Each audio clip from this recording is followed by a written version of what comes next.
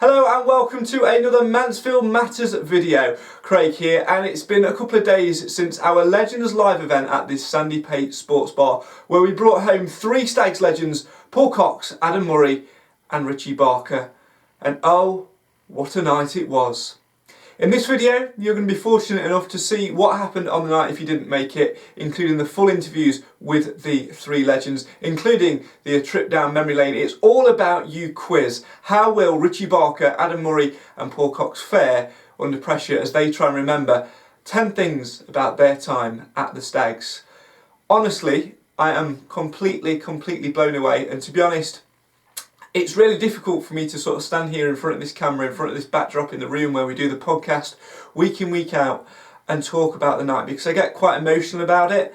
It took a lot of planning for myself, for Cam, for Nathan and for Simon to put together. Lots and lots of work. It started off as this crazy idea and somehow we managed to pull it off. And I got home Friday night, probably early Saturday morning to be fair, crashed into bed and then woke up and couldn't sleep, and I just thought, wow, how on earth have we put together this event for such a phenomenal cause? It wasn't about me or the rest of the boys just putting on a show and doing the podcast live. It wasn't about bringing the legends home really, it was about uniting the two together and making sure we could do something for charity. The Alzheimer Society is one which, for football fans, is a prominent one, and for Stags fans especially. I always remember when we did the charity walk last season with Nathan and with the rest of the boys, where we walked from Chesterfield's ground to the One Course Stadium.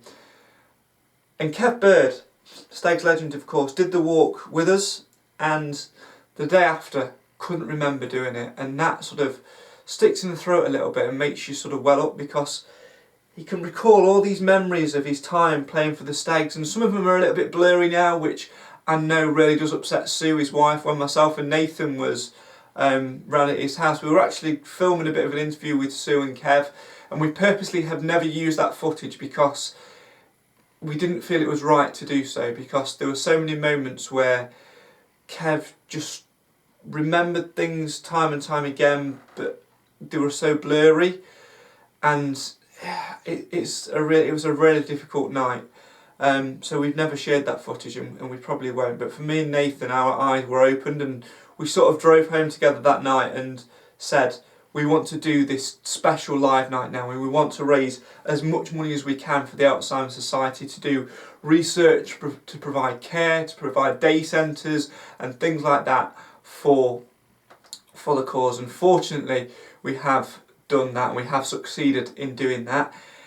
We have a rough total at the moment. We haven't counted all the money because we have of course been selling the Mansfield Matters mugs, and we're delighted to say that we've actually oversold the Mansfield Matters mugs. The attempt was to sell 20 mugs, which would have raised £100 for the Alzheimer Society.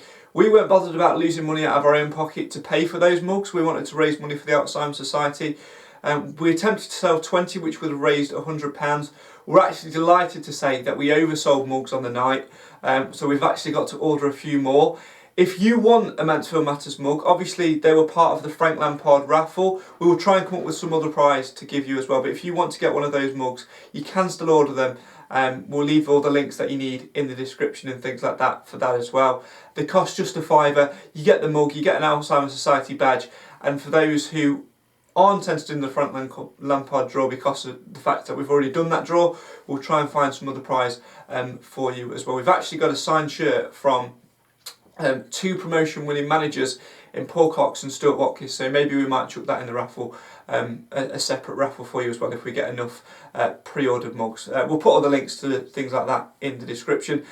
But I am delighted to say, from the mug sales and from the raffle and from the quiz sheets and things like that, we have raised over £200, and there's still money coming in. We'll give a total if we can at a later point, but to say we've raised over £200 for the charity, I know from the work that I've done with the charity that that money is going to go a long way. So from the bottom of my heart, thank you so much to all of you who've donated to enable us to give that money to the charity. You can still donate if you want to. We'll leave the donation links directly to the Alzheimer Society in the description as well, whether it's £1, whether it's £5, or whatever you want to give. Every little bit helps, to coin a popular phrase from a well-known supermarket. Without further ado though, this is Mansfield Matters Legends Live.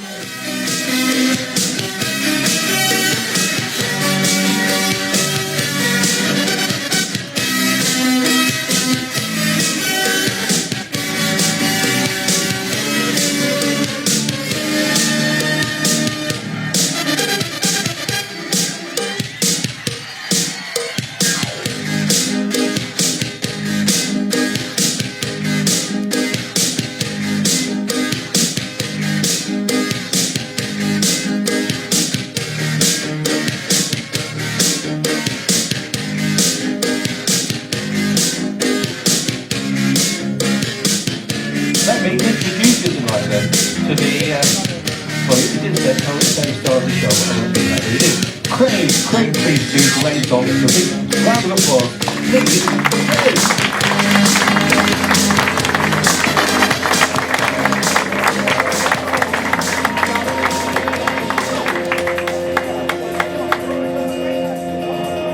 Good evening, everybody, how are we doing? Evening, Craig! I think we can do better than that. Good evening, everyone! Who's looking forward to seeing three bona fide Mansfield Town legends tonight? Fantastic. All of it is in aid of the Alzheimer Society, of course. You'll see these tins dotted everywhere, so when you go to the bar and you've got a couple of quid, just drop it in there because it goes to a fantastic cause. Also here tonight, who you will have seen as well, Kevin Bird, Mansfield Town legend, of course. Kevin sadly does live with dementia, which is a big part of why we're doing this tonight. So I think it's quite apt that he's here tonight to show his support as well. So please, if you can, drop some money into things like this as well. We've also got, as Norm said, I know I'm banging on about it, but you've got it because it's all for charity, isn't it? We've got the prize quiz, which is £2 a quiz sheet. If you've not got one, go and see the young lady sipping wine over there. I think I'll be carrying her home later on, that'd be great. Also, as well, tonight we've got the prize raffle, lots and lots of prizes there as well. So we look forward to that. Loads going on. We've got Richie Barker, Cox and Adam Murray. Do have a fantastic night. First and foremost, I'm going to introduce you to the people who are on stage. They're not just random people who've just jumped up there. I am part of a quartet of people who weekly, every single week on Facebook, do a Mansfield sort of based podcast. It's called the Mansfield Matters podcast because, well, we can't think of anything better to call it, really. So there's four of us. Cammy's over there in the DJ booth. Please give him a big round of applause for doing all this tonight. He's set everything up here tonight. He's done all of that. Over here is Mr. Simon Mercer. Give him a round of applause. And of course, a man I'm sure you'll recognise from various charity events as well. He's made it all the way back from, where were you, Nathan? Worcester. From Worcester today to be here. Mr. Nathan Edge, please give him a big round of applause. We're going to get Richie on stage very, very shortly, but the way this has worked, over the summer we have done a series called A Trip Down Memory Lane, where we've had people like Ian Bowling, Bobby Hassel, John Delaye, Stuart Watkis, and who was the other one we had? I can't remember now. Mickey Bowling. I knew there was one, I knew I'd forget one of them. We have a little bit of a chat between ourselves, then we introduce the guest and get that underway. Obviously we'll be doing it in small parts, so there will be a bit of a break to go and get some air, because it is sweltering in here tonight. Whose idea for me to wear a Gareth Southgate style jacket, I don't know, because I'm absolutely dripping underneath that, but that's why I'll sit down. So ladies and gentlemen, without further ado, I'd like to introduce Mr. Simon Mercer and Nathan Edge. Good evening, gentlemen, how are we? It's good to see you again. Evening. Well, Nathan, I'm going to start with you. It's been a long time since I saw you, so I'm going to chat to you first. Of all these three players tonight, who are you most looking forward to see without breaking any of the feelings, because they are sat over there? So. Yeah, put me on the spot first, by then. We've got, to be honest, there's something great about all three of them. You've got Barker, who is obviously a man who can find the net, and for that he's always going to be a club legend. We could do with somebody like that this season, that's for sure. We've got Murray, who's fought for the club as player and manager, and we've got Paul Cox, who's probably delivered one of the most important things for this club, and that's get us back into the league. Simon, what about you tonight? Obviously, your memory goes back years and years and years and years. So Thanks. I know. Who are you looking forward to seeing tonight? And what, most importantly, what would you like to sort of find out tonight from the guests that are going to be on stage? Probably Richie. and the transfer to Hartlepool would probably be the main one. Are you all looking forward to finding that story out as well? Give me a cheer. Fantastic. Well, without further ado then, let's get underway. Ladies and gentlemen, without further ado, it's time to welcome our first guest for this evening. After helping Rotherham United to climb the Football League ladder, this man joined on a free transfer in 2004, and over the next 3 and a bit years grew a cult following as a shining star in what was fast becoming a frustrating journey to follow.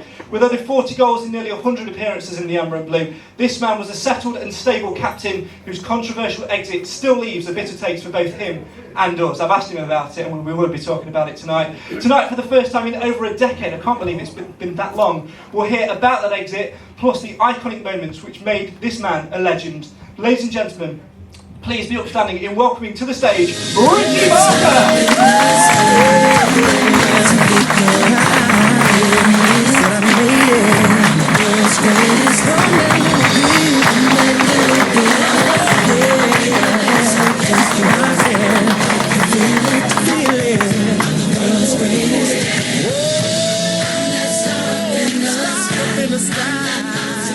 Richie Richie, good evening. Thank you very much for coming down today. Obviously, long journey. You'll be back here tomorrow. Just for the Stags fans who are looking forward to coming down tomorrow, what can they expect from yours and Paul Warren's Rotherham United side? We've won 2 out of the 3 games against Championship opposition tomorrow. We're looking to stay unbeaten. What can we expect?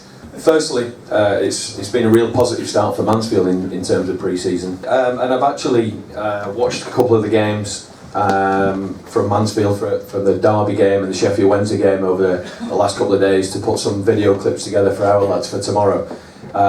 So far, this probably could be our toughest game of pre-season. And bearing in mind we played Cardiff the other night, who are now in the Premier League, then it shows you how important we think this game is tomorrow. So looking forward to it. It's always great when I get an opportunity to come back, whether it's to play in a game or to come back as a manager or as an assistant, and I'm looking forward to it. So take us back then, if you can, to 2004. How does your move to Mansfield Town from Rotherham United transpire?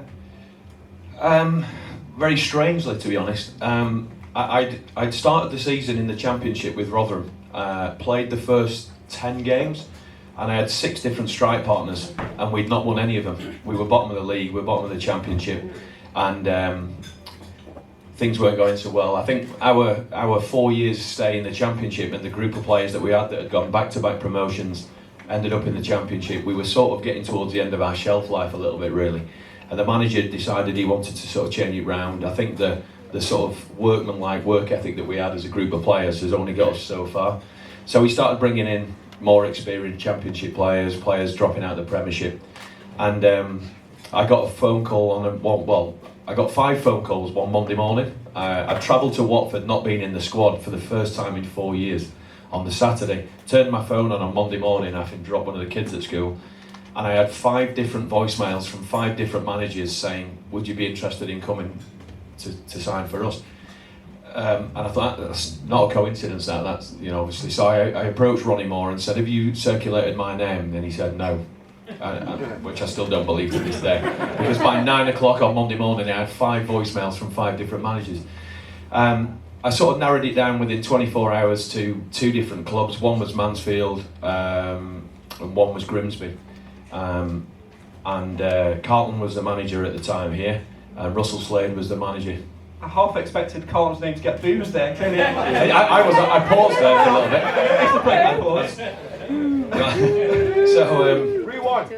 So it was between Grimsby with Russell Slade and Mansfield here with Carlton, and gave you another opportunity. So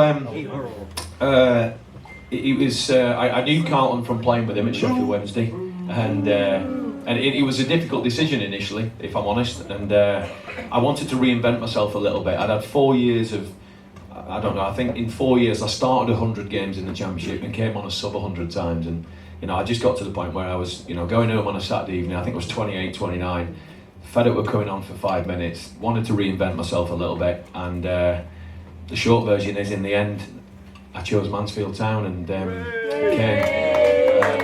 I think it was about October time. I think it was October, November time. Obviously, there was no transfer window then, so I agreed terms and came here. And I'm right in thinking as well that you joined on a permanent transfer, and we also signed the person who you now work under in Paul Ward on a loan. Yeah, he came on loan, and again that sort of suggests what was happening to the football club at Rotherham at the time. I think a couple of weeks later, Chris Sedgwick then went on to Preston on a permanent. And we were the players that for 4 or 5 years had back-to-back promotions and sustained championship football. So Warney came here on loan for a little bit, and we still talk now. We've been mates for 18 years. We've been on holiday. Our families have both been on holiday for the last 2 years, 10 days, and we still talk now. We played against Mozzie might have played in this game. We played Southend on something like New Year's Day or something it was, and we stayed in a guest house in Southend, which was literally the coldest place you've ever been to. And it wasn't even a it wasn't even a proper hotel. It literally was a guest house. And me and Warney got put in the converted garage, and it was freezing, and the hot tap didn't work. And I woke up in the middle of the night, and Warney had slept in his tracksuit, and I'm trying to have a wash, and in the end, none of us washed, showered, did anything. We just couldn't wait to get out of the place. It was freezing, and on warm days like this, we still wish we were in that guest house in Southend. Oh dear, a guest house in Southend. Obviously, another person who you played with here, you are now working with at Rotherham as well, in Matty Hamshaw. You had a conversation with the duo we're talking about tonight and sort of reminiscing over memories, because when we've done this over the past, sort of people have sort of put it on Facebook and had chats with their ex-teammates, that sort of thing. Well, I do know Warney was only here for a couple of months, I think it was. He played 7 games. Yeah. In fact, I think he scored the winner that day at Southend, so we should stick him in a guest house more often. But he was only here for about 7 or 8 games, 2 months, 2 months, I think. But he still speaks very fondly of the place. He only had a loan here for a bit and still speaks very fondly. He sort of, reignited his enthusiasm for the game. He ended up getting a move, I think, to Yeovil and then Oldham and then Yeovil, something like that. And obviously Hammy was a big part of, you read out the goal tally earlier. I think Hammy probably, and he still tells the players daily when we're doing crossing and finish on the training ground, go and ask him where I used to put it when I was crossing it. So, and to be fair, I still tell the players now how good he was at crossing the ball. So, but he's a young up and coming coach. He's progressed pretty well. Came from the youth team when Warney took over as caretaker manager. Wants to listen, wants to learn, but knows when to take a step back, and he'll do all right in the game. Fantastic, and let's talk a little bit more about your playing days then. I did a bit of research on you, looking through your stats and things like that. Scored loads and loads of braces, but never got to the hat-trick stage. Tell us about that. You must be so frustrated. You are not kidding. That is the one thing. People talk about regrets, and I've got no regrets in this life, and certainly no regrets from my career. I was lucky enough to have 16 years before retiring with my knee injury when I went back to Rotherham, playing just under, I think it was 500 games and about 140 goals. So I've got no regrets whatsoever, apart from never taking a match ball on. I can't believe it. I speak to 17, 18-year-olds now, and they've got a match ball. They've scored an hat-trick in the first 20 games or something, and it kills me to think so. But the closest I got was Hereford. I scored 2, and then thought I'd scored a 3rd, and they gave it to us as an own goal.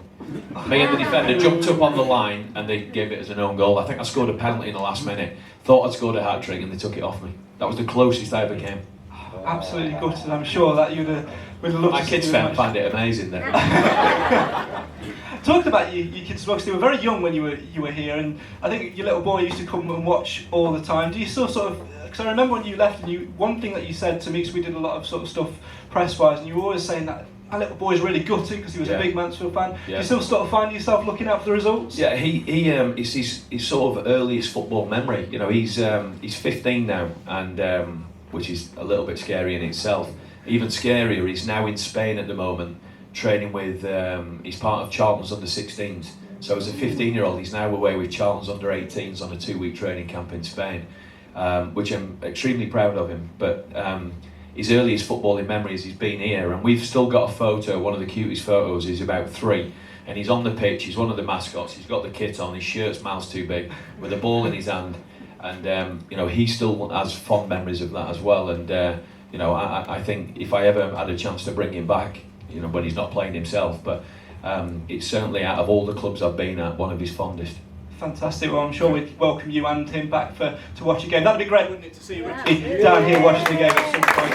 I'm going to come to Nathan and Simon. I think it is that hot. The sign's just gone off the front. It's so good fun. I'm going to turn to Nathan and Simon for a minute. I think there's so many memories we can talk about with Richie, but I think one of them, and one of the greatest day outs, was in the FA Cup against Newcastle, of course, that famous Alan Shearer goal. What do you remember from that cup run? I'll come to you, Nathan, and put you on the spot, because I can. Thanks. Going back some time now, I was still pretty young back then, but I remember just the atmosphere. It was amazing to get to the third round and obviously get a draw like that. And I'll never forget, especially we went in a minibus. I'll never forget leaving that day, and there was just absolutely miles of traffic of just minibuses, and they all, obviously the police stopped the road and stuff, and the fans and the atmosphere was just unbelievable. And to come away with just losing by the one goal, it was a good day out. I don't know why we call this a supporters podcast, because Simon just whispered in my ear that he didn't go, so I think we need to sack him off the podcast for next year. Simon, I will put you on the spot and come to you, obviously. Richie scored numerous amounts of goals, but I think one thing which sort of we always remember is the exit and the things surrounding that. How much of a disappointment was it from a supporter's point of view, do you think, when Richie was sold against his will to Hartlepool? What I can remember, I think it was a bit of a shock really. I think we just it just happened sort of thing, and next minute, Richie's being sold to Hartlepool, and we were at your last game that you played. I can't remember who it was against. Hartlepool. Oh yeah. It's good on a quiz, this man. Rubbish. I know, absolutely useless. Yeah, and it just come about, and we were all just sat there, and everybody that sat around us was just really dejected that somebody like Richie, who scored numerous goals for us, was allowed to leave out the blue. Well, the concept of this night was to talk about the heartache, the glory, and the drama. So let's focus on the drama. We were talking about it in a minute, Richie. So, first of all, I remember, I don't know if anyone else in here remember playing Accrington Stanley away, absolutely hammered it down and was called up at half time. Anyone remember that?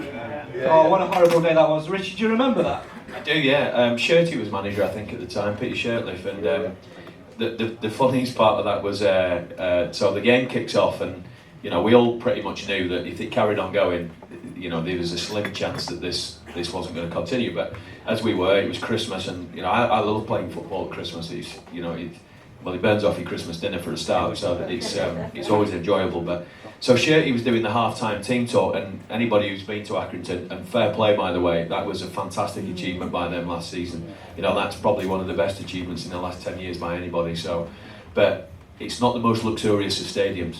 It's not, and the facilities behind it are no better either. So Shirty was doing his half-time team talk, and the rain's coming through the roof, and he's literally got it dripping off his nose, and we're like all our gear's getting wet and all that, and you're thinking, "God, this is glamorous side of professional football." This so, and then obviously by half-time that was pretty much it, I think, wasn't it? And he carried on. So I remember, funny enough, being back in my front room. And there was an Arsenal game on, I think, that evening or something, and I managed to get home in time, so that was the one benefit. I remember, obviously, all the players sort of came over to the Stags fans who were absolutely drenched. So does anyone take about 4 weeks to dry out after that? It was horrible, wasn't it? I remember sort of seeing you, and you had this look on your face, which I just thought at the time, I thought, there's something not quite right here. There's something which is perhaps going off behind the scenes. There was all the rumours circulating.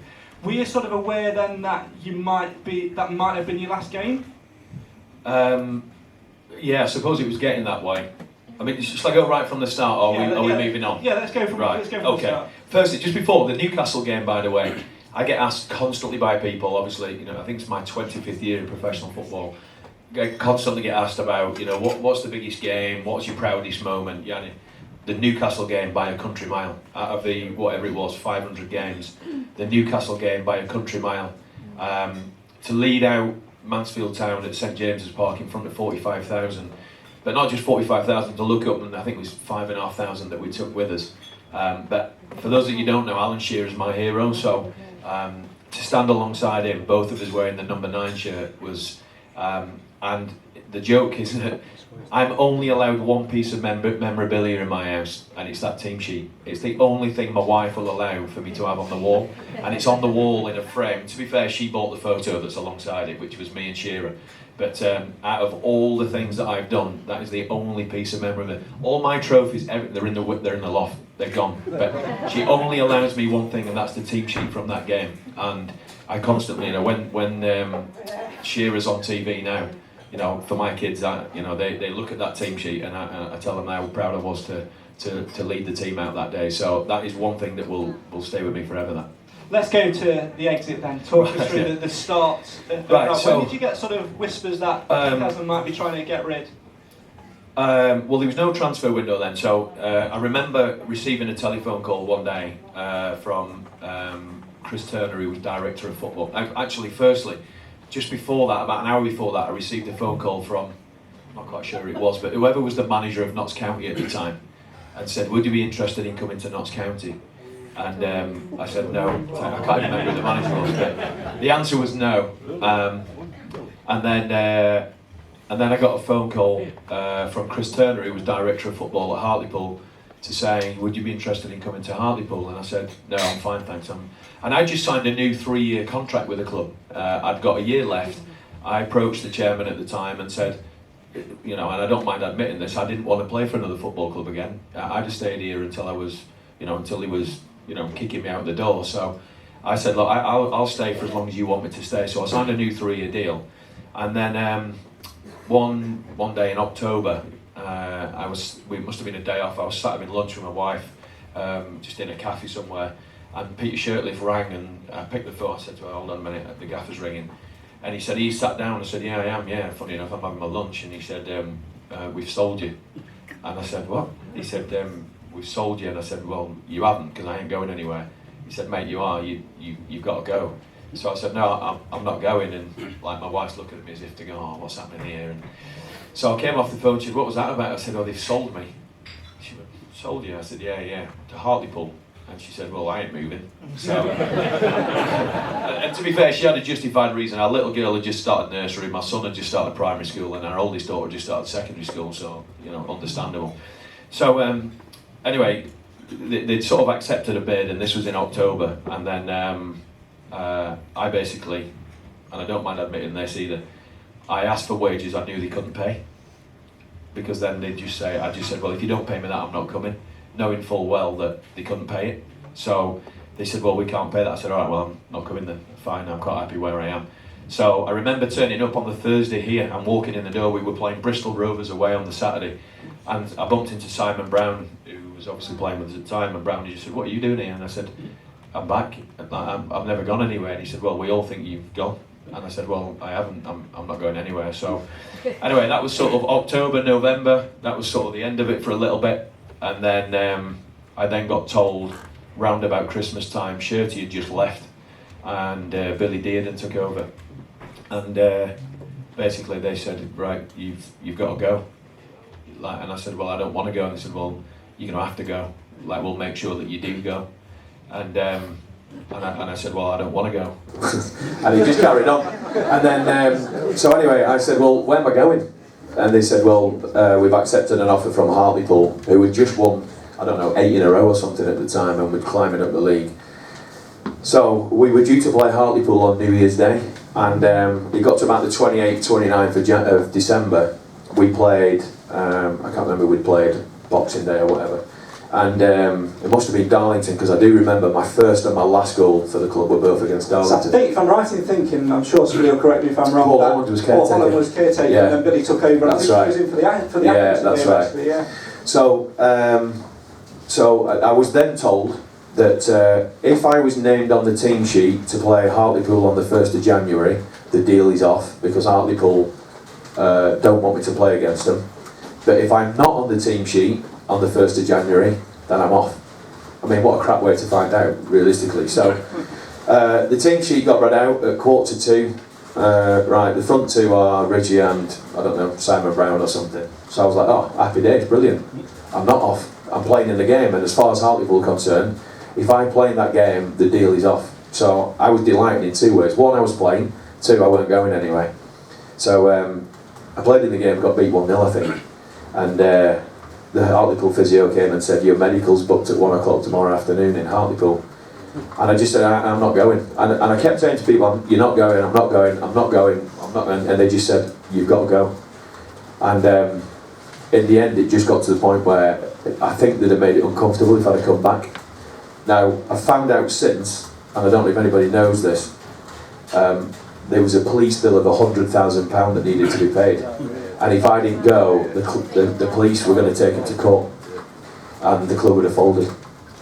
So, as much as, you know, it's quite upsetting, like, thinking about it, but the one proud thing for me is that if I played a small part in ensuring this football club's where it is now, then, you know, moving to Hartlepool was worth it. I think that deserves a massive round of applause.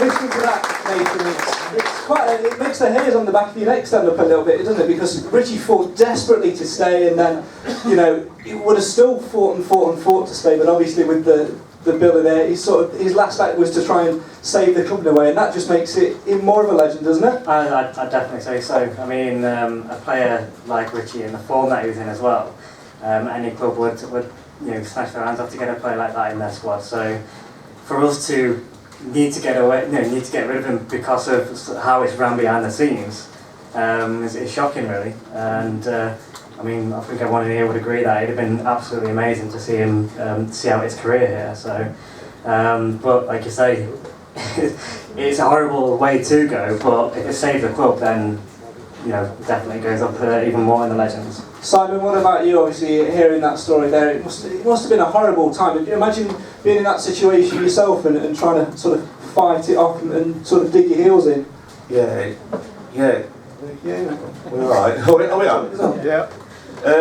Yeah, it's quite shocking really that things like that happened, and, you know, us fans don't really see the background to it all, and then for Richie to come out and say that, it's kind of quite shocking how the football club was run in the past. But like Nathan says, you know, we'd love to have seen him carry on his career, but if it was to save the football club, then good on Richie. Fantastic. Now, Richie, let's talk about the managers you played under. Obviously arrived under Carlton Palmer. What was it like under Carlton Palmer? Because there you go. He's not a well-remembered manager. So what was it like playing under him? Because it was probably one of the worst sort of spells I've seen for a very long time. Yeah. I mean, I'd known Carlton, funny enough. So when I decided to come to Mansfield Town, my agent at the time, and I say agent, you didn't really need an agent back then, but my agent at the time, I used to say to my agent all the time, Carlton Palmer's, is there any kids in here? Yeah.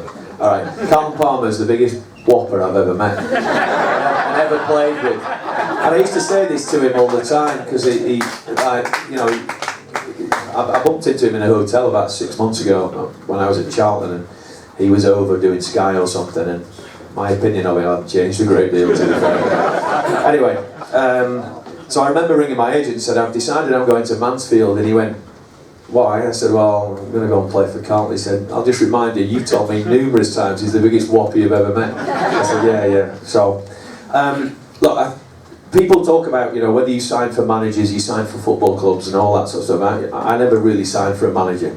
I've never signed for a manager. I've signed for football clubs because, as far as I know, and I obviously do know now as being a manager myself, and as the two lads over there know, managers don't last forever. Football clubs do.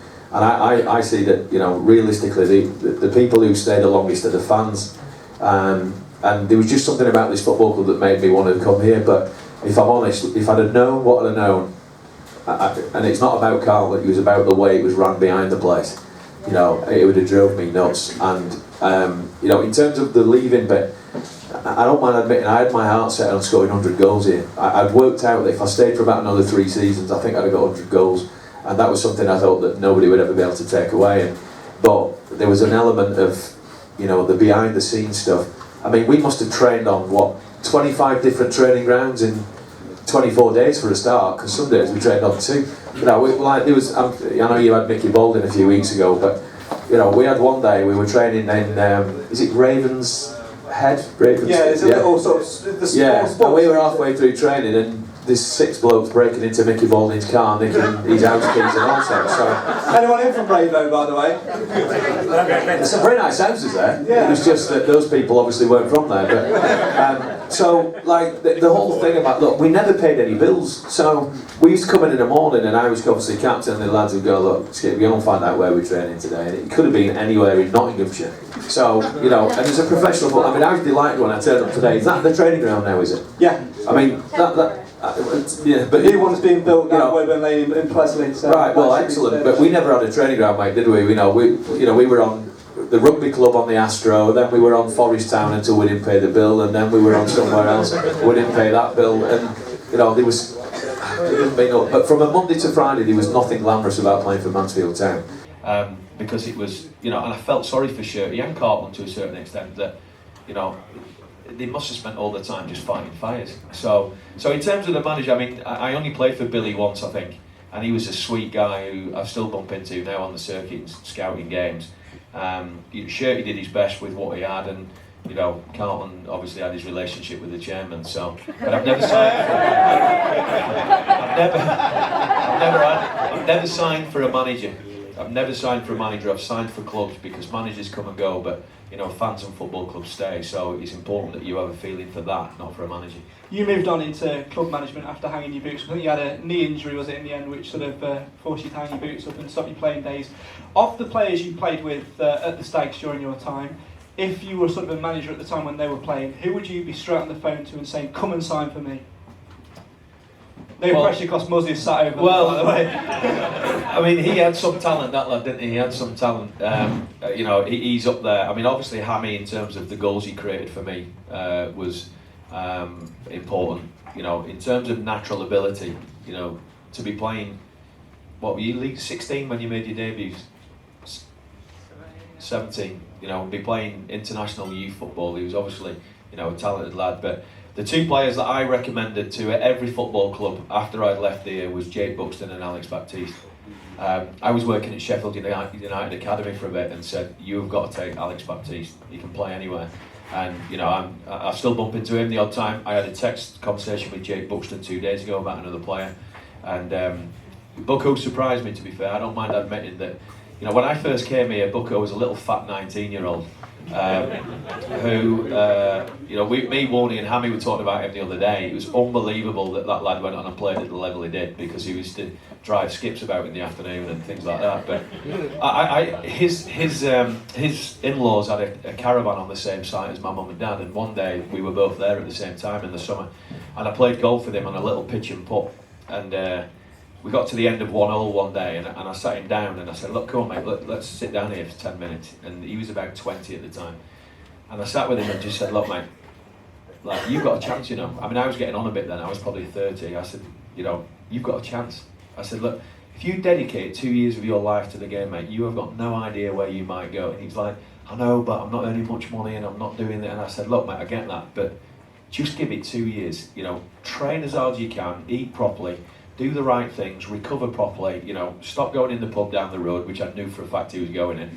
And I just said, like, just dedicate 2 years of your life. And, 3 or 4 years later, he was at Derby. And if I played, that round of golf, if that played a small part in that, then fair play. Fantastic stuff. Well, it's great to see, helping out the younger players who ended up, going on to take the captain's armband after yourself as well. He was relegated, didn't he? Well, we won't talk about that. We'll ignore that. Obviously, during your time as well, scored numerous goals. We spoke about the hat-tricks things as well, but if you were to try and remember sort of 1 or 2 which you look back on and think that was a great strike, I think probably one of the most sort of memorable ones for us was maybe Rotherham away in the FA Cup when you scored late on. Which would you pick? Yeah, we were 3-2 down, I think, when I scored 2 in the last minute to win 4-3, and that was important, because obviously it was against my old club, and it was quite nice that I didn't get booed by the Rotherham fans, which was nice. But I always remember my first goal, which was Darlington away. I think that was a Boxing Day or something like that, or whatever. And then my second goal, believe it or not, was actually an overhead kick at Rochdale, which is the only goal I think you can get of mine on YouTube. Yeah, well, I did look. Yeah, I did look. Yeah. Very pixelated as well. So some might claim it wasn't you. But. Yeah. It's been on black and there white, 12 years. It's been on there 12 years. It's had 9 hits. 7 of them are by my son. So it's not very high up the list, if I'm honest. But and then you mentioned the FA Cup run. I think we played Grays in the second round. It was either the first or the second round. First round was it, and then Rotherham in the second or something. And I scored 2 in both of those games. So that was quite a decent season with the cup run. So and then, like I say, I just remember my first and last goal being against Darlington, which is sort of ironic, really.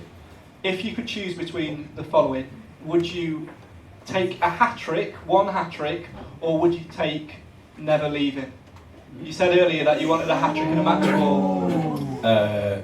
Probably never leaving, because if I'd have stayed here, I'd have scored a hat-trick. Oh, very easy. We've been thinking of that one, haven't we?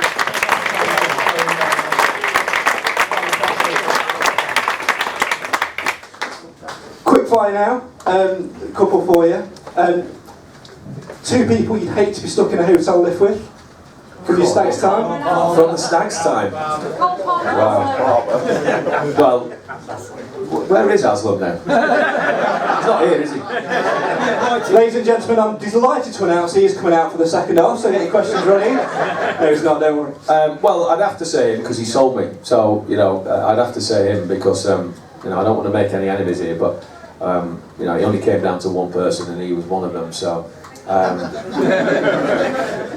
so he'd be one of the people in the lift, and then Alex Neil, because I travelled with him for a little bit when he first came. By the way, what a great job he's done as well in terms of managing the Premiership for an angry little Scotsman he was. But God, he was hard work to share a car with. 3 players you'd most like to invite round for dinner. Those who've entertained you. Bat, because he can pay for it. Because he's had the best career. Probably Hammy, because he might bring his wife and she's quite attractive. Do you know that the video of this is going on YouTube, so your missus will see this? Yeah, no, Hammy, well, firstly, my missus knows that I think Hammy's wife's attractive. Secondly, everybody knows that Hammy's batting above his averages. Oh, fantastic. Boys, it's been great to hear from Richie. Any last sort of things that you'd like to ask him whilst he's on the spot? Nathan, I'll come to you first, then we're going to put Richie under the spotlight. Can you remember a certain song and did you enjoy it? Can you remember that? We haven't got it, but I could have got it. I do, yeah. It had something to do with all my goals in as well, didn't it, or something? It was played on Radio Mansfield and it was, each goal throughout the season. Please don't boo, because they pay my wages. I do. I've totally forgotten until you mentioned it. Totally. And I think one of the years I got Player of the Year, and they played it all the way through, to which it was just cringeworthy. Best bit was at the end was, my name's Richard, not Richard. That's right. Yeah. And even still now, no one calls me Richard. So I thought I'd got somewhere with that then, but no, it never got anywhere. Simon, last chance for you. No, I asked you, so I don't get you involved in these things. Richie, obviously you've had a little look at the series and things like that, so you are aware of the sort of things we do. One thing we have done over the course of the last 5 episodes, and those who've watched it will know, we do a little quiz for the players who join us called It's All About You, where you face 10 questions against the clock about your time at the Stags. John Delaye, one of your ex-teammates, he is... at the moment, he is winning that with, I think, 9 correct answers. Yeah, he was so definitely the brightest player, wasn't he? Is he a teacher or something? He is now a maths teacher, so obviously... He's clearly the brightest. Yeah, he certainly is. So we're going to do the same for you. We've got 10 questions about your time at the Stags. The rules are simple. Obviously, you can pass, but you get plus 10 seconds for a pass. An incorrect answer gives plus 5 seconds. And I'm very nervous about this because it means at the end I've got to do maths. And anyone who knows me will realise that it ain't going to be a quick job. So you might want to just sort of, get a drink. It's alright, I'll calculate on the phone. Good lad, I knew there was a reason I kept him stuck around. So the time will start after I've asked the first question, and we'll see how many you can get right. In a ballpark, out of 10, how many would you be happy with? What did JD get? 9. Good luck. 8 then. You're happy with 8. Fantastic. And I've sort of given the game ball away a little bit because obviously Paul Cox and Adam Murray will be facing the same treatment later on. So if somebody can just stop them running out the door, we know Muzz is quick when he wants to be. Not sure about you, Coxie, sorry. Right then. If we can have complete silence from the audience, please, just so it's fair. So if you know any of the answers, please don't shout them out, because the other guests who've haven't had you wonderful guys there to help them out. So complete silence from the audience, please, on this little bit. Cam, are we ready over there? Remember, it's after the first question is asked at the time to start. Simon, are you ready on the stopwatch? Yeah. Fantastic. Richie, are you ready? It's got warm up here now, hasn't it? All of a sudden, mate, you're under a bit of pressure. But me, I've got to read my own writing. There we go then. In 3, 2, 1. Richie, you joined in November 2004, making your debut against who? Start the clock. Leighton Orient. You picked a red card at home to Chester in 2006 as the Stags lost 2-1. Which one of your former strike partners scored the goal? Oh, Simon Brown. You were instrumental in helping the Stags reach the third round of the FA Cup in the 2005-06 season, scoring a brace in round 1 and round 2, but who against? I need both for the points. Rotherham United and Grays Athletic. Billy Dearden took charge of his first Stags game upon his return as manager in December 2006, a match which was abandoned at half-time due to torrential rain. What was the score at the break? 0-0. Excluding caretakers, how many managers did you serve? 3. You never scored a hat-trick for the Stags, sorry, but you did come close many times with braces. How many? 7, 9 or 11? 9. You joined on a free transfer from Rotherham in 2004, but the Stags also made a loan signing from the Millers at the same time. Who was it? All 1. Knee Hugs Lube, is an anagram of which former teammate from the 05-06 season? He was a right back. Knee Hugs Lube. You can pass for plus 10 seconds.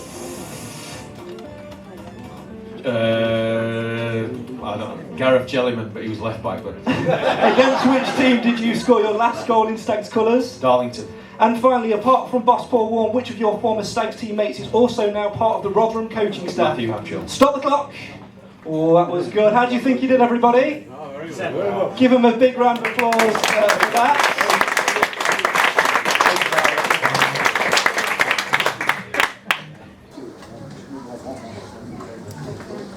Yeah, I am trying to do maths at the same time. Yeah, I do apologise. Talk amongst yourselves for a minute. We'll be there in a minute. It was 1-1. We'll go through the answers in a minute. You got 7 correct answers in a time of 1 minute 22 plus the penalties. Gives you a total time of 1 minute 37. So I think you're about third on the leaderboard. But we'll check and I'll let you know. Out of 4. Yeah, well, there you go. So it's all good. No, it's at 5, so that's 6 now. So you're not too bad. You're up there. I think you're probably second or third, I would have thought. It was a good effort though. Nath, how many do you think you would have got if you'd been in Richie's shoes? 1. I don't know. 1. Let's quickly run through those wrong answers then. The first one, you picked up a red card at home to Chester in 2006. The Stags lost 2-1. Who scored? Anybody know? Anyone know who scored? No, Danny Reed was the one who scored. Oh dear. He's somebody I've been raised from my memory. No wonder I didn't get him. Oh dear. The score at half-time in the abandoned game at Accrington, anybody? 1-1 it was indeed, well done. And who scored? Does anybody know who scored? Mickey Bowley. I don't think it was. Yeah, Mickey Bowley. That'd be a penalty. I was on the pitch. He was on the penalty. They had a penalty. That's where I got the penalty from. And the anagram, Knee Hugs Lube, was Gus Eulenby. Anyone get that? Anyone get that? Remember him? Oh, there you go. Everybody give Richie Barker a round of applause. What a fantastic sport. Simon's just said to me that he got it, but he was looking at the quiz sheet, so I'm not letting him have any credit for it whatsoever. We're going to take a very short break now, obviously, before we do the general knowledge quiz. If you want to get yourself a quiz sheet, they are £2. They're over there with Mr. Norman Cox, who's over there. Give us a wave, Norm. Is he still awake? Yeah. Yeah, there you go. If you want a quiz sheet, go and see Norm. He'll be doing the general knowledge quiz. That will get underway in about, I don't know why I'm looking at the wrist for a watch, I'm not wearing one. That'll get underway in about sort of 10 minutes or so. So if you want to go and get yourself a drink, please feel free to do so. But ladies and gentlemen, please give a huge round of applause to Richie Barker!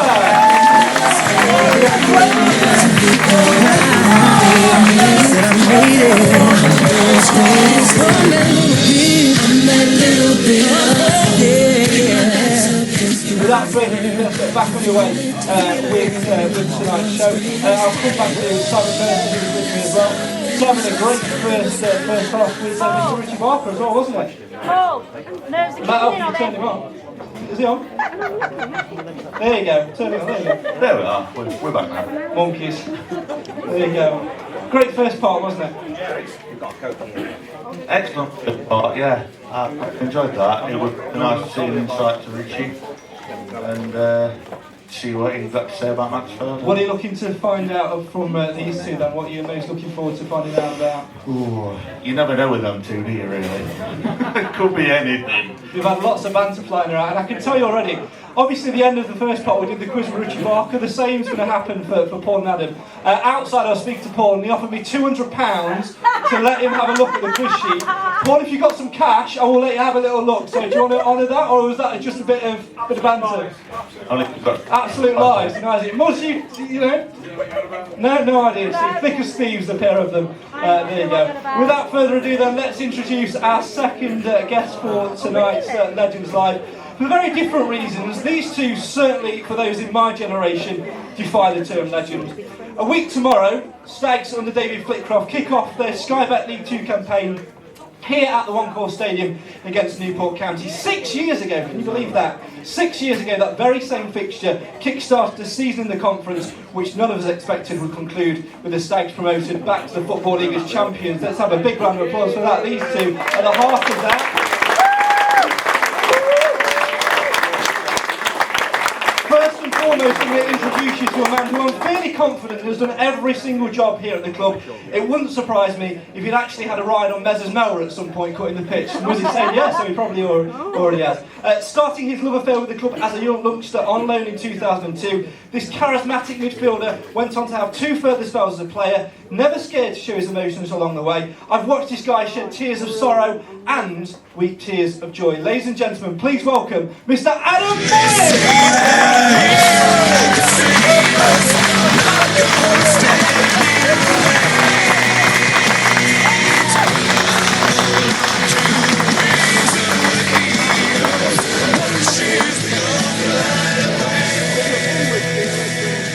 The second, the man who upon his appointment said success is built on strong foundations. He proved a man of his word too, restructuring the playing squad, and after the pain of a playoff semi-final defeat during his first season, strengthened those foundations further to deliver promotion back to the Football League as champions the following season. He broke club records along the way, and in doing so became statistically the club's best ever manager, second only to the great Freddie Steele. He returned last season with this man as the manager of Guiseley in the FA Cup, receiving a warm reception from Stags fans. Let's give him an even warmer one tonight. Ladies and gentlemen, please welcome Paul Cox!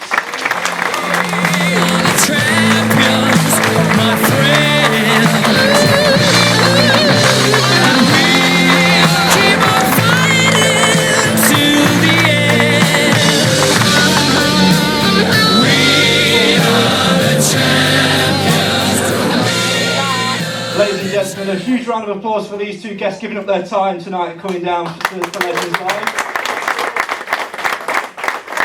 I genuinely don't know who to start with tonight. I think I'm going to go to the man in the middle who has had more spells here than, well, any of us. Talk about coming back for more each time.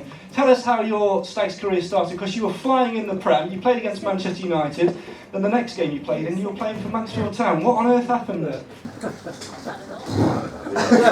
Good question. I spent too much time in the bar just after that Man United game. Never went back. No, it was obviously a whirlwind of a young career for me, and I think the first loan move came at just the right time for me. I had a lot to prove, and like I've always felt here, as soon as I came in I felt at home, and luckily for me it went the right way. Success quite early doors for you as well. You scored, I think, in your second game, won promotion as well. How much do you remember from that season back in 2002? We were talking to Stuart Watkins on an episode early days, and he said when he brought you in, you just sort of helped just reignite that dressing room, just get that belief and get us over the line. What do you remember from those days? I'll be totally honest with you, it was one of the best dressing rooms I've ever been in, but I can't remember a great deal of it because we had more nights out than we did training sessions. But that come from the manager all the way down, the team spirit. We had a very young squad. You look at the team that we had there, and a lot of them went on to play Premiership football and Championship football.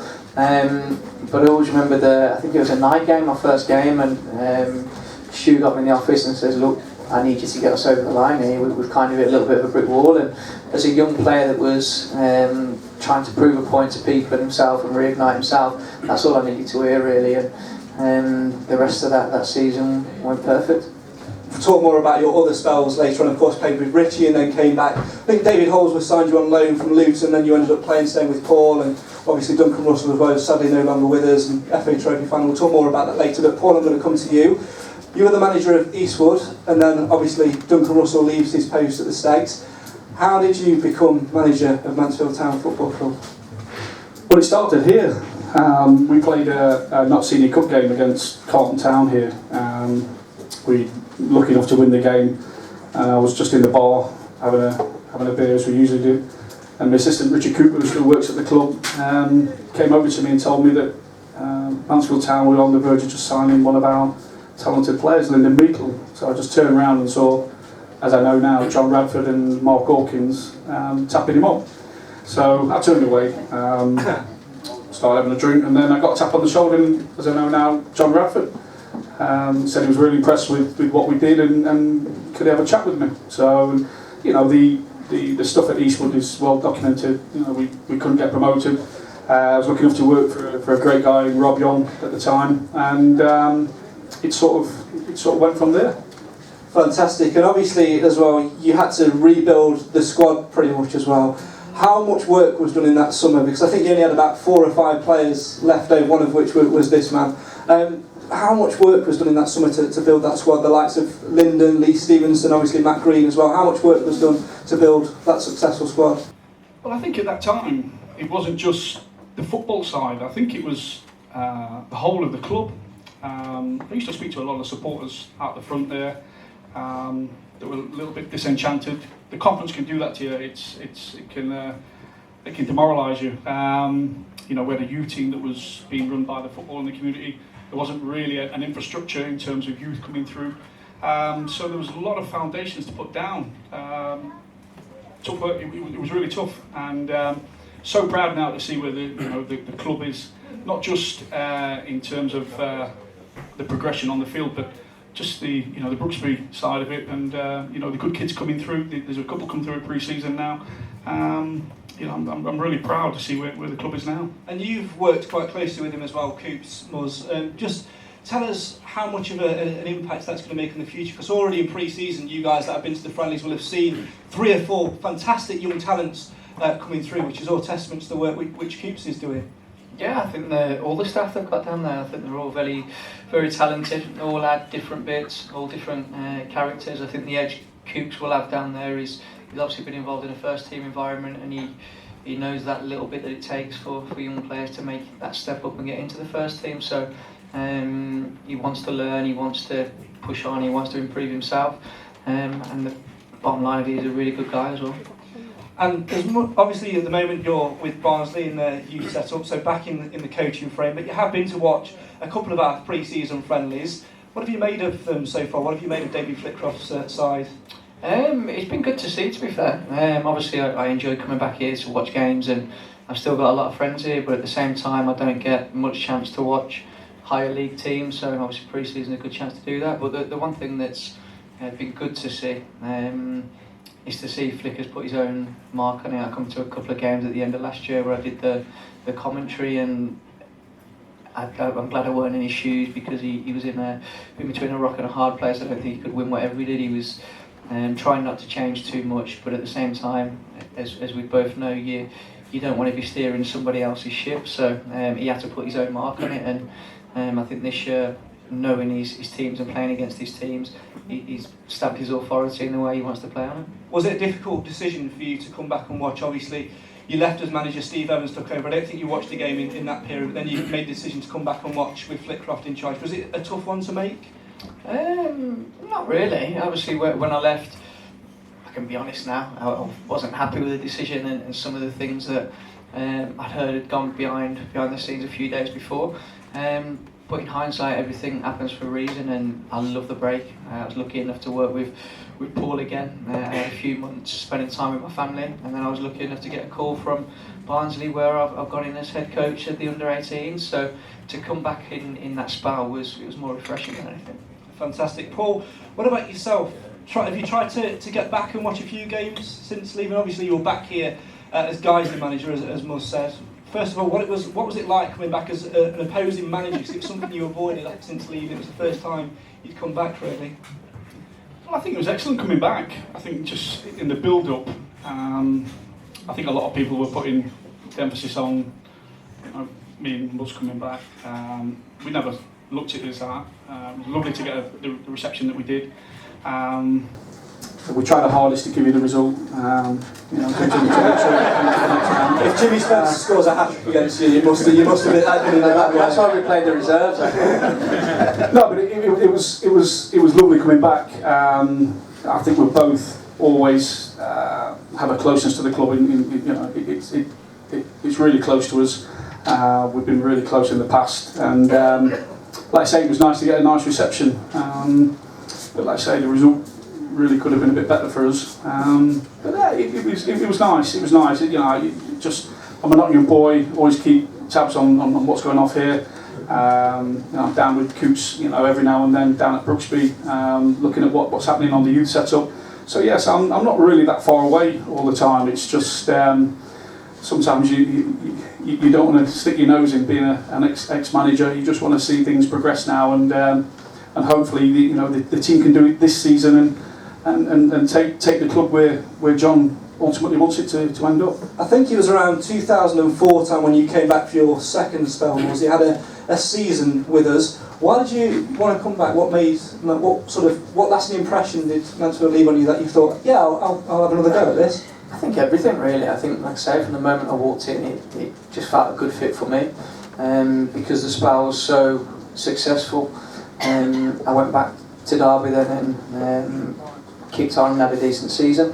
And then I think coming back, I was trying to reignite the spell I'd had before and carry on where I left off.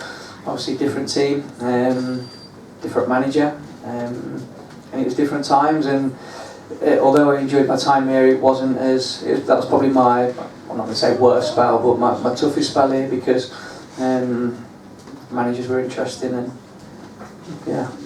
Keith Curl and Carlton Palmer were the two managers, I believe. Out of the two, who would you not like to come face to face with again? No, I'd come face to face with both of them, happily. I get on with Keith. Obviously, come up against him as a manager and as a player, and didn't really get on with Colton at all. Not really my cup of tea. Nothing personal, just didn't get him. And that was the first time I've actually really felt like I wanted to get out of the club. And I ended up leaving here and going to Carlisle. So as much as I enjoyed being back here, it wasn't the happiest of my times. And then years later, you're at Luton. You've played about 7 games for them in the conference. And then David Holdsworth, who's the Stags manager at the time, picks up the phone. You must have been about his 1,470th signing at the time. How did he sell it to you? Did he need to do much? He said, "Do you want to be in my 1,771? I was like, definitely. Very good. It was it was a really strange time. I'd gone from Oxford, where we just got promoted, and I captained that team. So then I got a back injury at the end of the season. Unfortunately for me, it was an injury that had finished the manager, Chris Walder. So he was a little bit wary about whether I was going to come back. A little bit like Richie said earlier, the way these things work. I got a few phone calls saying, "What's happened? You're available. What have you done now?" Me saying, "I'm a good boy." And I actually obviously hadn't done nothing. I just captained the team to promotion back to the Football League. But I was on the transfer list, available to go, so Luton came in for me. I went to Luton. The travelling weren't helping my back at all. Richard Money was the manager. After about 3 games, he said, "I thought you were a holding midfielder and you're running all around the pitch, and I need someone who I can just have sit in front of the back 4. And I said, "That's not me at the minute, I've got too much energy for that." And then we played Mansfield and I was on the bench, and then the following day I got a phone call from David Holdsworth, and that was it. I think I'd come on loan at first, and I played a few games, and then John said, "I want to sign you permanently," so that was that. Probably one of the best signings we made at that time as well, and it was the end of Holdsworth's spell, so it was fantastic. You then went on to play If you walked in, he'd walk out with a broken nose. Anyway, obviously after that, Duncan Russell was the manager, sadly no longer with us. What was it like playing under Russ? Because that was actually at the start of the good times for the club, because we reached Wembley Stadium, and I can remember sitting with you in the empty Wembley stand on press day, and we both sort of said, how the hell have we ended up here? Yeah, I think that sums it up. It was, Dunk, bless him, was a fantastic guy. I was lucky enough to work with him at Derby. At Derby, he was a physio when I was coming through. So I'd already knew Dunk. Then I'd worked with him under Paul Ince at Macclesfield. Again, he was a strength and conditioning guy. So then when I came in, he was assistant manager, and then for him to be manager was a surprise. And like you say, somehow there wasn't much scientific or crazy ideas behind it. We basically just go out and play and enjoy it, and somehow we ended up at Wembley, and still the biggest shock of my career, but one of the most enjoyable. So close to lifting the trophy at Wembley as well. Absolutely heartbreaking. Yeah, and again, it was a strange build up to that. I'd had a slight knock on the game before. So Russ wanted to play in the press. I was injured all week, so he wouldn't let me train, and I was saying to him, Russ, I need to train. If I don't train all week, I'm not going to be able to play. No, we're going to make out that you're injured, and then it'll be a surprise. Alright, the surprise was when we got to match day, he was playing me up front with Paul Connor, so I was like, oh my days. So I actually played up front at Wembley, first time ever since I was like 7. Got cramp in about the 80th minute, first time ever in my career. And then obviously the last minute kick in the gonads kind of summed up a really real surreal win. Yeah, we'll come to what happened a year later, exactly on the same day, a year later in the playoffs, a little bit later on. But Paul, I'm going to come back to you for a moment or two. Let's go back to that first season then. We've done all right in the first part of the season, and then this always happened with you. Come January, it was a complete U-turn. What was it about the turn of the new year that just made your squads click?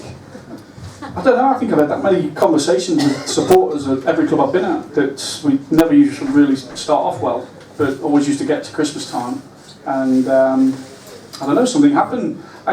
Probably some of the supporters here used to say that they want to start the season in a Santa Claus outfit and go from there, but I don't know what it was. I don't know if it was something psychological with the players, but yeah, it's just something that's not just at Mansfield, but it's happened everywhere I've gone. What's it like in that dressing room when you go on such a run, you start to win game after game, and you start climbing the table? That first season, I think Luton was still down there, so they were sort of the outright favourites. But did you have a little eye on it and think this might be the season, the first time of asking? Yeah, I just think that inner belief in the boys, as a manager, all you need to do is really just keep the boys ticking along. I just think the mentality just takes them through. And I think that ingredient's so important in sides that go on to win things. It's we can talk about tactical and technical, but it's the mindset of the group that's the most important. I've always personally worked on, and when they're in that mode, that inner belief of just every time we went out, we were just going to win. I think it becomes infectious. There's so many moments which we could touch upon, but I think one, especially sort of football-y sort of wise, was that first season. Who remembers it? Chesterfield away? Yeah. What do you remember from that? Because it was such a buzz for us to beat the rivals. What do you remember from that game? I think we had backs against the wall for about sort of 90 minutes and just managed to nick one. I can remember talking to Cookie afterwards, and he thought we had clean film on our goal, but no, I knew it meant so much to the supporters, and I just thought, I think when you see Calvin, that's the longest I've ever seen him run. I can see it now. He scores a header, and then I think he's run the whole entire length of the pitch to our supporters. I think with Jamie Maguire trying to get on his back.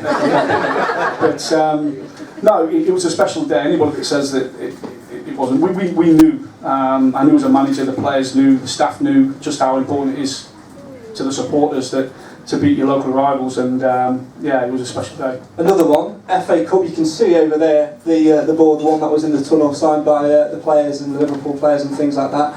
What a surreal thing that was, because obviously you were playing in that game, leading the Stags out again, another big game for you. What was it like, that FA Cup run? Because it sort of ignited that title winning season a little bit as well. Yeah, it was. I think like Paul just said, we kind of knew we were going to win every game, didn't we? And it was.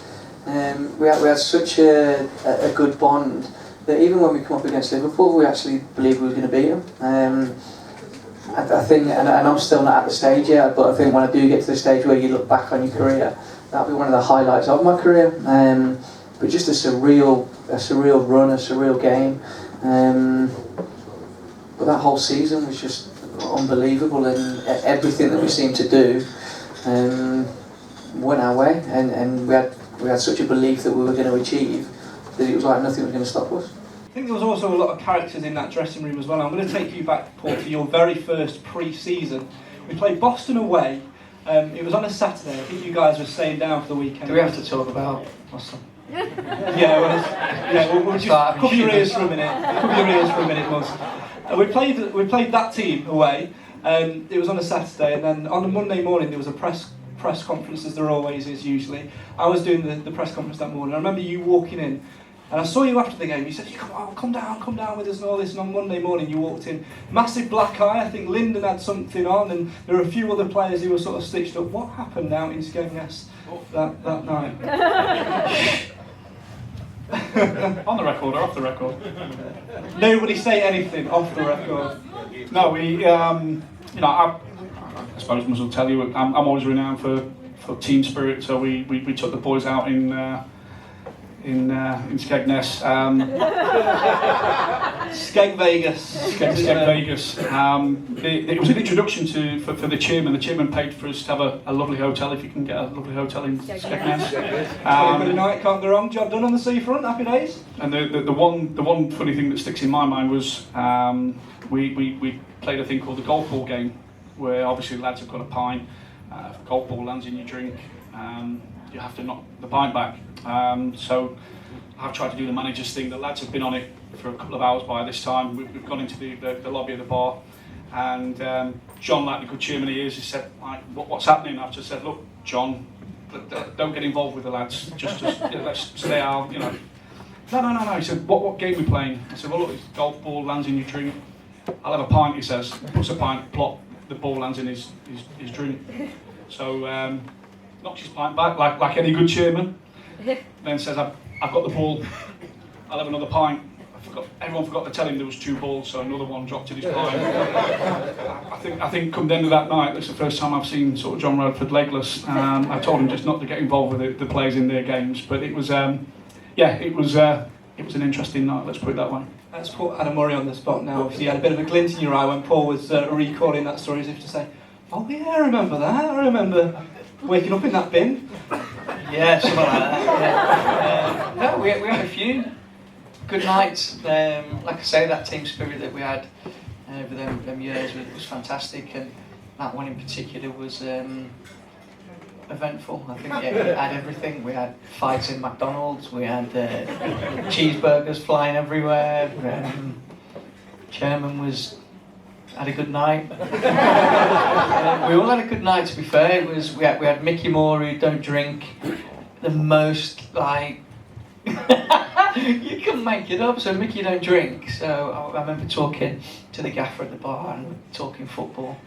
And we both look over our shoulder, and there's Mickey in his blazer, probably a little bit too big for him, in the middle of the dance floor, absolutely going for it, like he's had about 20 pints. We were like, he don't drink. So it was, it was a good night. Any others that you can sort of recall? I think probably one of the most eventful ones will be after it was all signed, sealed and delivered. Obviously probably about a week's worth of night outs after we won promotion. Yeah, that was, again, it was strange. I think there was that actual night, I know the lads did, but me personally, and I don't think the gaffer did that night, we didn't really celebrate, did we? We were that tired and that relieved, and I think the Tuesday night at Hereford had took that much out of us. We didn't really do anything that night. On the Sunday, Monday, Tuesday, Wednesday, Thursday, Friday, Saturday after that. I was going to say, there was a period after that, it was 3 or 4 days, wasn't it? Yeah, we made up for it, but on that Saturday we were absolutely bollocks. So tired. Oh, it was great times. I mean, let's go back to a year before that, obviously, a year on from the FA Trophy final. It's the playoff semi-final against York City, gone to extra time. I think Sutz has been sent off for clattering someone. I can't remember quite what happened, but we ended up losing to Matty Blair. You then went on to sign when you were the gaffer. And I always remember seeing you after the game. You got man of the match for that. I think you ran for about 40 brick walls carrying loads of people on your back that game. And you walked up to me. I was commentating. I was doing it from where Alan's PA box is in the bottom of the West End Lower, and you were absolutely in tears. And you just went, I can't go up and speak to them people in that room. And then you sort of came back down, and then you were just like, you walked past me, you smiled, and you just went, we'll do it next year. Did the pain of losing the semi-final, of being so close to getting back, sort of spark something for you and sort of help you lead the team the year after? Yeah, definitely. I think the first season that the gaffer came in, and there's a lot of change in bodies, but it was the first time in a long time that I'd been here that there was actually some structure in what we were doing. So when we come so close that year, and I remember that game, we'd had the first leg, didn't really feel like we'd imposed ourselves on the games. There was a little bit of frustration coming back here.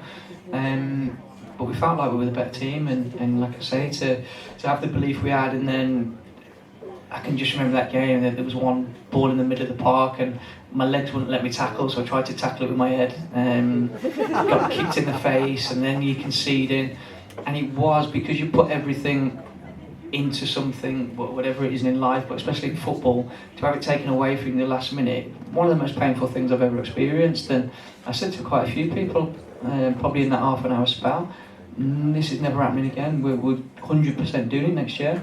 But then we got to the Hereford game, and again, because you carry in the season before, we come to the game on the Saturday here at Wrexham, and I had to go and see the gaffer and be honest with him, and I said, I am absolutely finished, I can't play, I'm that tired. He was like, get on with it, you'll be alright. So I just stood in the semicircle and just kept putting green in. It works. It worked. It works. Happy days, happy days. I mean, even all the memories, I mean, no doubt you'll have looked at that, no doubt you'll have that pictures over at your place as well, reminding you of that day. Is that probably what you would say is your career high Mansfield-wise, or maybe even in total? Yeah, 100%. I mean, I've got that picture at home, but I've photo-chopped it so you can't see my belly hanging out.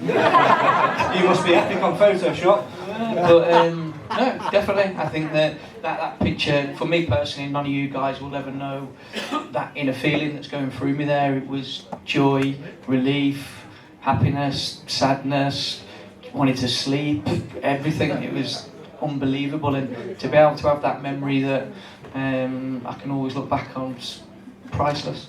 Paul, I'm going to come to you now. Let's talk about the squad for that season. Obviously, Luton had gone up. There was a few clubs that sort of, I don't think they had gone up, it was the year after they went up, or something like that. I can't remember. It's been a long night. But we signed a lot of players. We signed a lot of players who sort of other clubs were after, and there was a lot of talk sort of about, are we just signing players just to get them away from other clubs? And a lot of them didn't play. The likes of George Pilkington, Andy Owens, Jamie Tolley, Jamie Hand.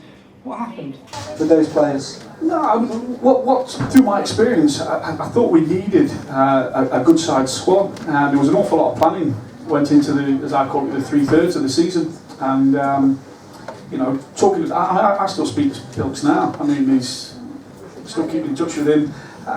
He had a bad start to that season, if you remember. We went up to Gateshead, we got thumped 4-1. I think it was 4-1. And I'm trying to think of the big centre forward. Was it Hatch? Made a mess of him, and it was just one of those in terms of I've never lost respect. I heard all the rumours going around, like, you know, have I fell out of, you know, with him and fell out with him. It wasn't. I just had to do a job, and I had to be professional. And at some point, there was probably that's the only time in my career that we midway probably through the season, there was one or two that were getting a little bit sort of annoyed at not playing, and I had to manage a big squad. To get us where we needed to be. It was as simple as that. It's part and parcel of football. And you know, I look at Bilks now. I think he's number 2 at Shrewsbury as a coach now. Yeah. Absolutely as honest a man as you can be in football.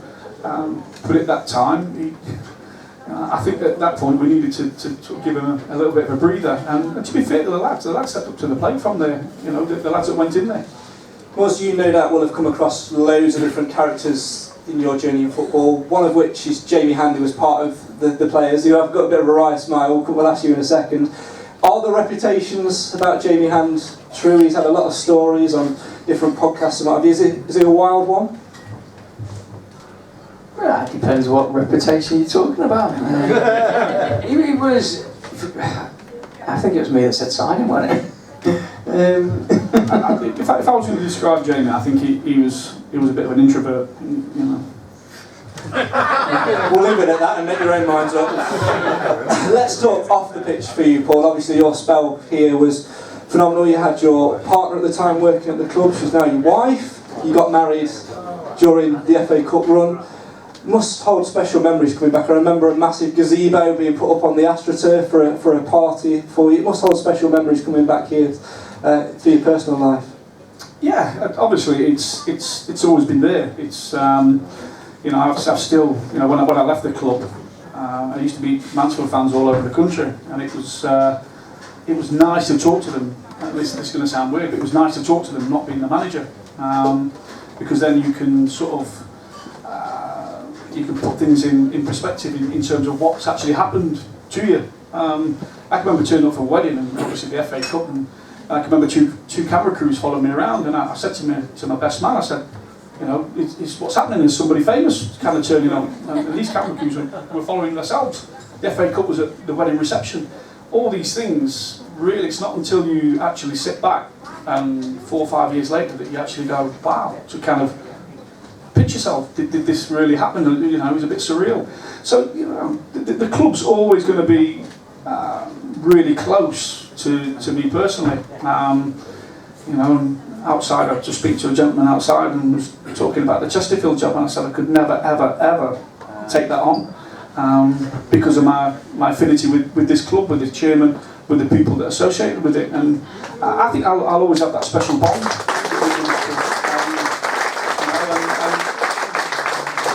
I know some people come in and say things, but there's not many people, you know, at the wedding reception at the club, and you know, I just wish we'd beat Liverpool, because I think that I think someone had were going to pay for me a round the world cruise, weren't they, for me honeymoon. So there's a bit of disappointment on that. So it was you that tried to get Suarez after the game. You've cost me a honeymoon! It was.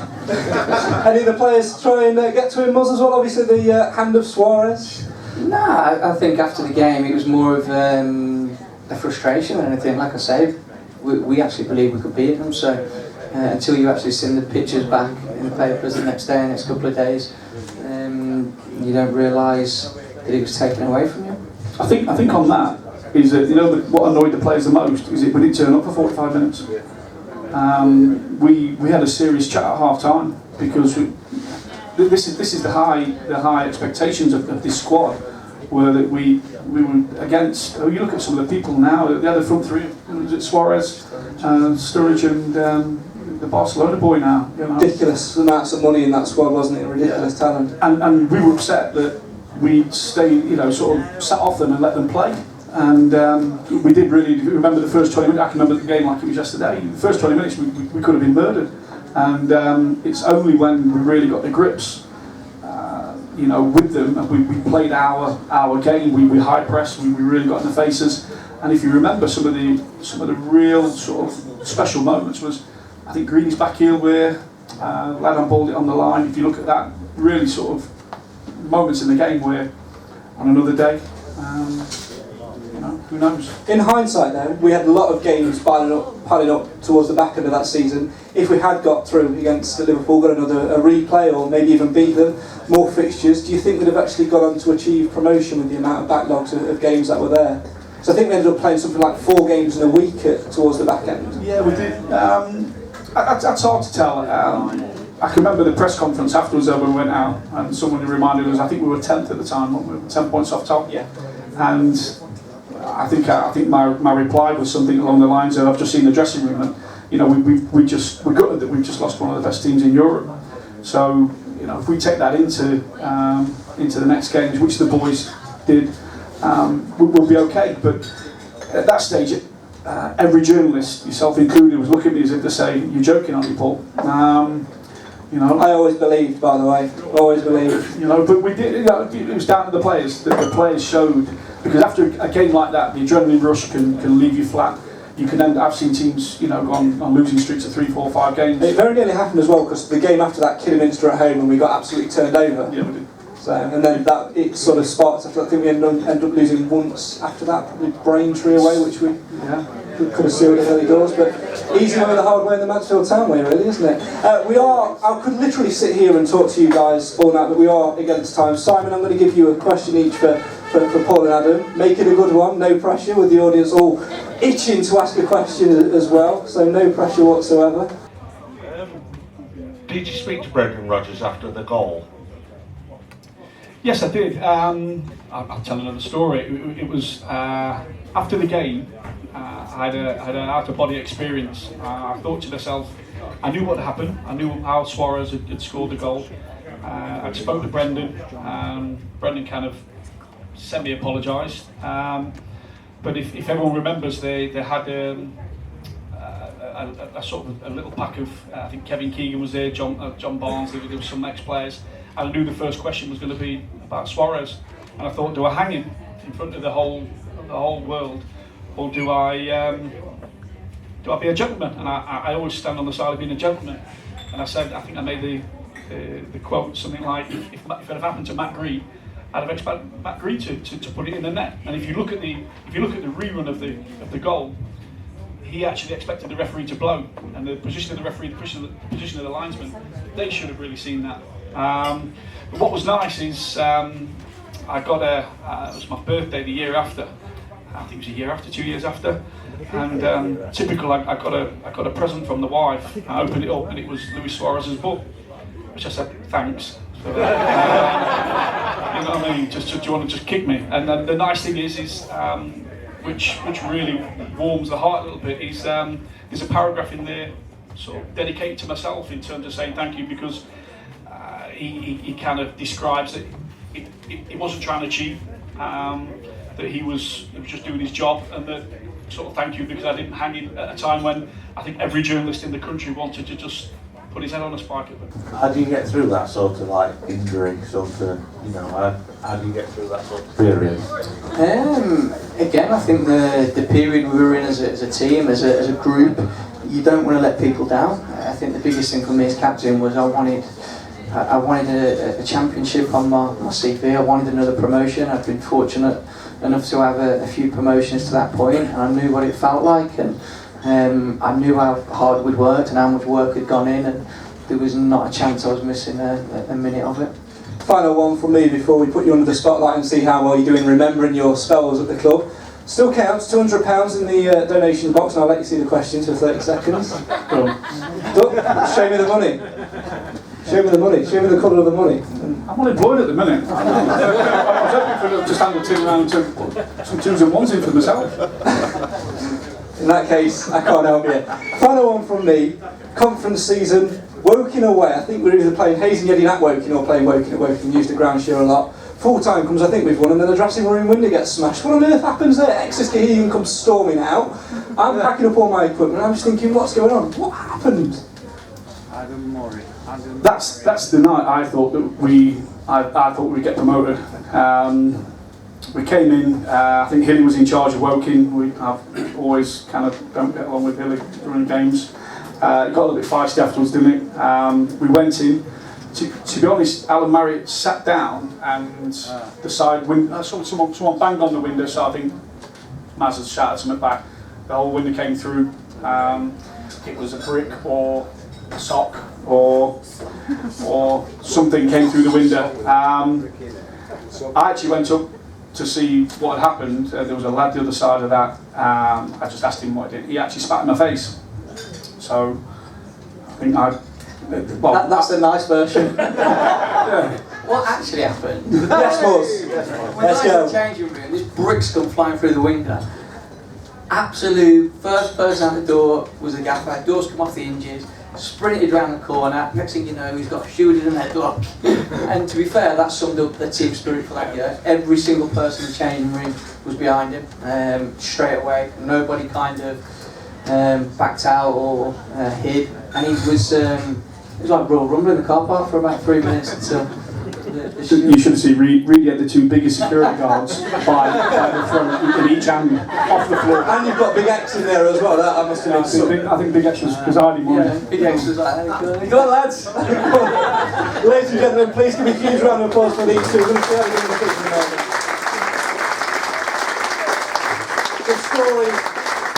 The has been absolutely fantastic from this first side. If I can get you to get the stopwatch at the ready, please. I'm looking forward to this. And we're going to make you sweat it out a little bit as well, because you're going second. By virtue of the fact your bit of paper's underneath the other one, so but you can't get a look unless you want to put £200 in the donations box. Anyone want to help Paul out? If you want to put 20 quid in the box, I'll let Paul see the questions. Anyone want to help him out? Did we say we start like 20 minutes before we ask the first question? We're not starting 20 minutes before I ask the first question either. Earlier on I said I'd remind you of the scores as well from the season earlier on in the series. If anybody wants to catch up on those, we've had interviews with Jonathan Delaye, Ian Bowling, Mickey Bowling, Stuart Watkis, as well, Bobby Hassel. They're all on our Facebook page, facebook.com/MCFC Matters. They're on our website as well. Do check those out, fantastic stuff. Jonathan Delaye is in first place, 9 in 1 minute 43. You had him at Eastwood, didn't you, I think, Paul? Yeah, he's a good lad and a very, very clever lad. Very clever lad. Yeah, this can take some beating. Mickey Bowling, you would have played with Muzz at some point? No. I think in between my... In between spells? Yeah, between my second and third spell, was it? He got 8 in 1:38. Ian Bowling then 7 in 1 minute 39. Bobby Hassel 6 in 1 minute 49. And Stuart Watkins 6 in 1 minute 42. Richie Barker, of course, doing quite well with 7 earlier on. Let's see how you can do. Muzz, what do you reckon? What would you be happy with? I'm one of these people that I never really look back and never really keep things in my head. I like to look forward, so memory's horrific. Remember, it's plus 10 seconds if you pass, but plus 5 if you give an incorrect answer. So you might want to play tactically. And at the end of all the games, it will be the person with the most correct answers in the quickest time. So think about that and play tactically. Adam, you ready? Yep. Simon, you ready? Yeah. Cam, you ready over there? Okay. In 3, 2, 1. Muzz, you had a number of separate spells down the years. First arriving on loan from Derby in 2002. Against who did you make your first Stags debut? Start the clock. Exeter. During your first loan spell, you scored 7 goals in the 2001-2002 season, including a brace in your second game against who? Rushden. You became Stags manager in November 2014 following Paul's departure, with your first game being against Plymouth, which your side won 1-0, but who scored the goal to win you the game? Reggie Lamb. During your Stags career, you pretty much did everything, including a job of steward when you tripped an invading supporter. Who were the Stags playing? Wrexham. You rejoined the Stags for what was arguably your best play in 2010, joining on loan initially from who? Man United. In April 2011, you went on a one-man mission to orchestrate a comeback from 2-0 down to beat Gateshead 3-2, scoring twice yourself and setting a 90th minute winner. Who scored it? Louis Briscoe. Of the current senior playing squad, which 4 players were signed by you during your tenure as boss? I'd like to set 1 for the points, I feel sorry for you. Christian Pearce. You finally got your hands on silverware for the Stags in 2013 when the Stags won the conference, but who scored the only goal of the game as the Stags beat Wrexham by a goal to nil? In August 2015 you handed the debut to which shot stopper, who then became the club's oldest ever player? The Beast. Brian Jensen. Rational Tram. Rational Tram is an anagram of which former teammate and shot stopper? Rational Tram. He wore a pink shirt and scored a goal once. Adam Murray. Stop the clock! Yes! I've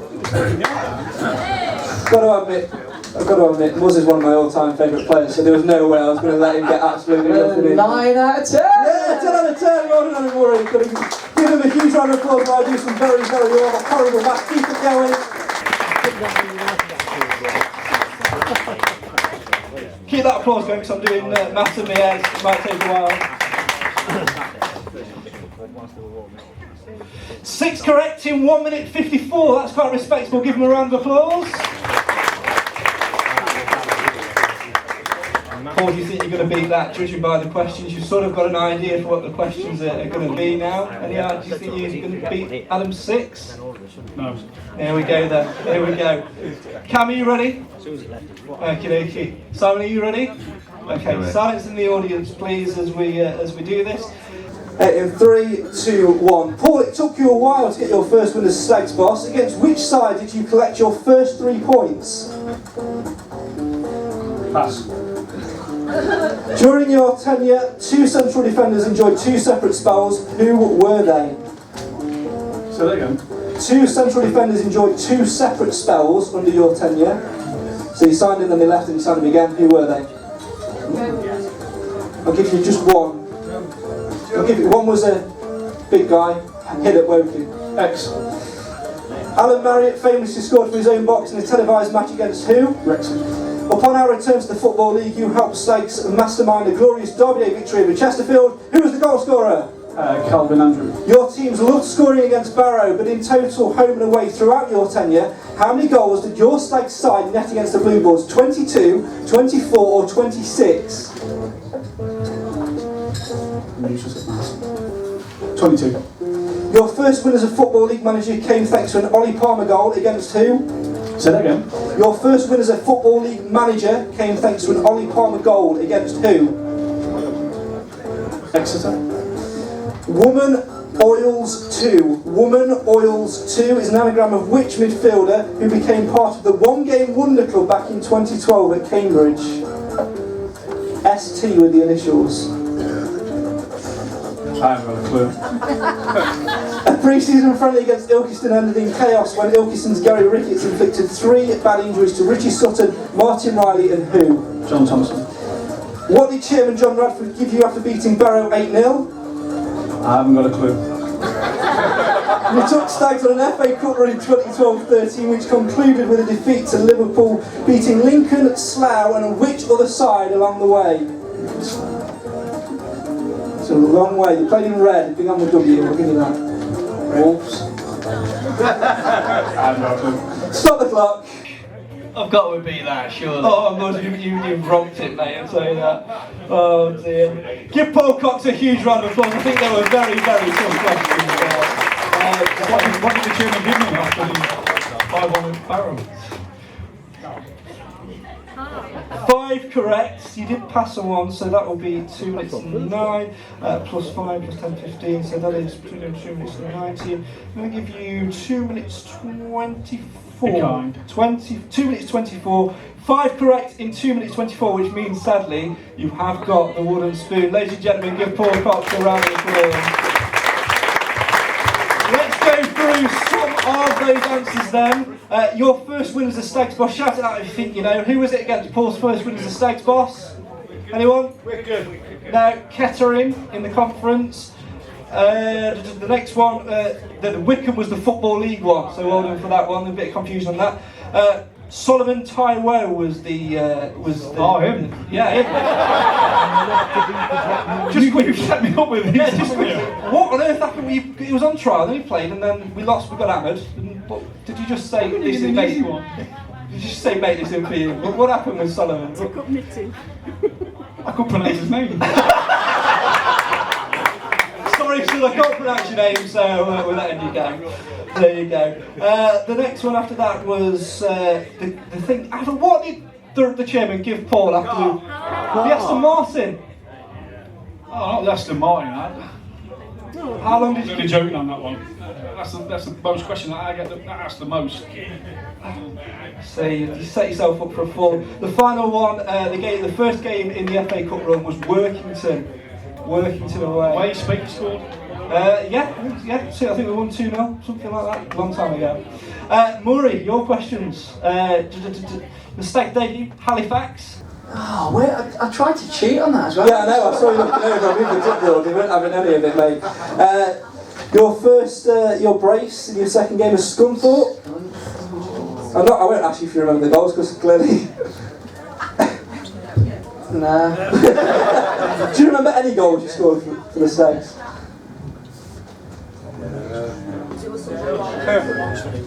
I can remember one away at York, was it?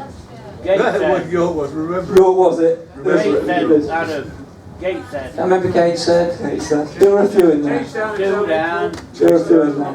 Were you in this? Chasetown. Talking of goals, it's just popped into my head. Were you in the line-up when Tyrone Thompson scored that own goal? Oh, yes. What were you thinking then?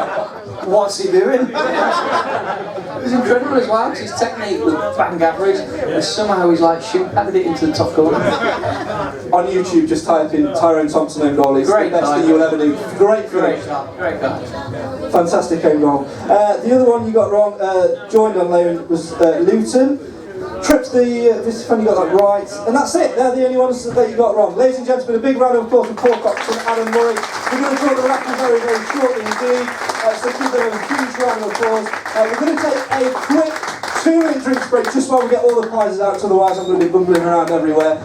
So come back in 2 minutes and we'll draw the raffle. We'll get Paul and Adam to do that. We've got some signed shirts, we've got the mug raffle to do as well. So please do that. Go and get yourself a drink, then we'll draw the raffle. Ladies and gentlemen, one more time, raise the roof for Paul Cox and Adam Murray!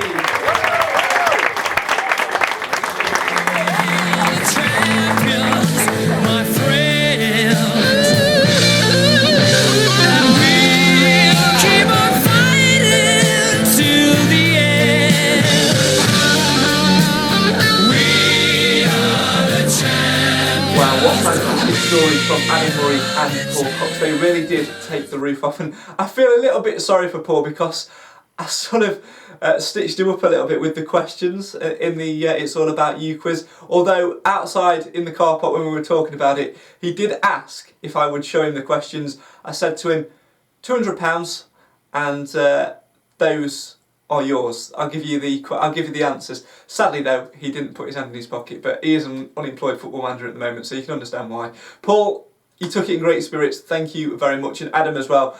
You were really struggling with some of the questions at the time, but what do you expect when you've had 3 spells at the club as a player and of course been there as a manager as well? I could have got my questions from absolutely anywhere. Credit to both of you, you really did do a phenomenal job for us on the night, and it was well received as well.